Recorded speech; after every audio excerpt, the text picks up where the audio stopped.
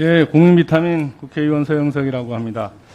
우선 저출산, 고령화, 그리고 인구 절벽을 겪고 있는 지금 국면에서 팬데믹과 또 4차 산업혁명이 우리 사회에 엄중한 숙제로 이렇게 다가와 있습니다. 앞으로 차별 없는 세상, 건강한 사회를 위해서 더욱 정진하도록 하겠습니다. 청장께 질의하겠습니다. 청장께서는 방역의 최우선은 무엇이라고 생각합니까? 국민의 안전이라고 생각을 합니다. 그렇게 그 국민의 안전을 지키려면 뭘 해야 되는 거예요?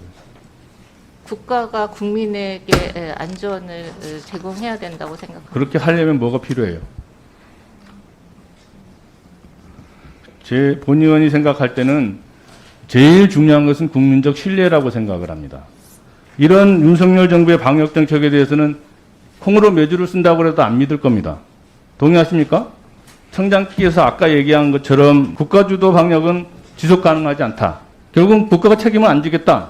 알아서 해라. 각자 도생해라. 이렇게 주장하는 거 아닙니까? 결국은 국가가 책임을 안 지겠다는 거고, 그러면 우리가 지난 2020년 9월 달에 질병관리본부를 질병관리청으로 했는데, 그거는 질병관리청이 국민에 대해서 좀 더 책임감을 가지고 방역이나 감염병에 대응을 해라. 이런 책무와 의무를 준 거 아닙니까?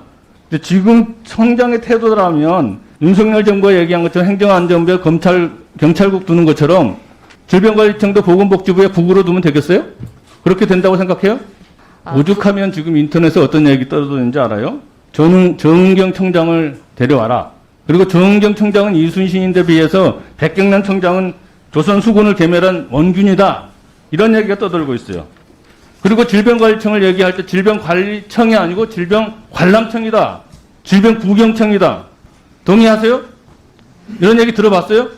정은경 청장에게 있고 백경란 청장에게 없는 것은 국민적 신뢰입니다. 그것이 없기 때문에 이런 얘기들이 떠도는 거예요. 명심해 주시기 바라겠습니다.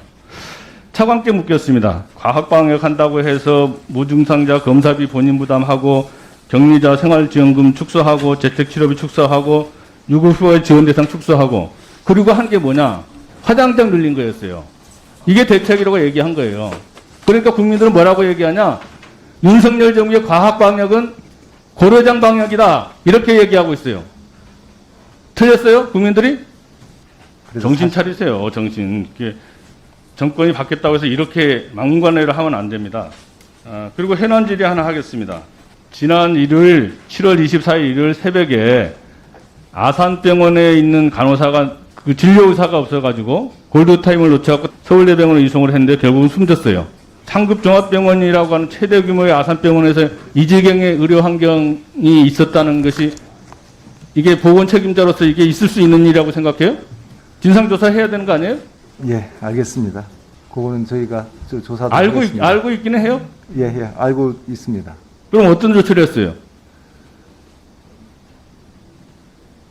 이런 현실이, 보건의료의 현실이 이런 현실이라고 하는 것을 어떻게 국민들이 납득을 할 수 있겠냐고요.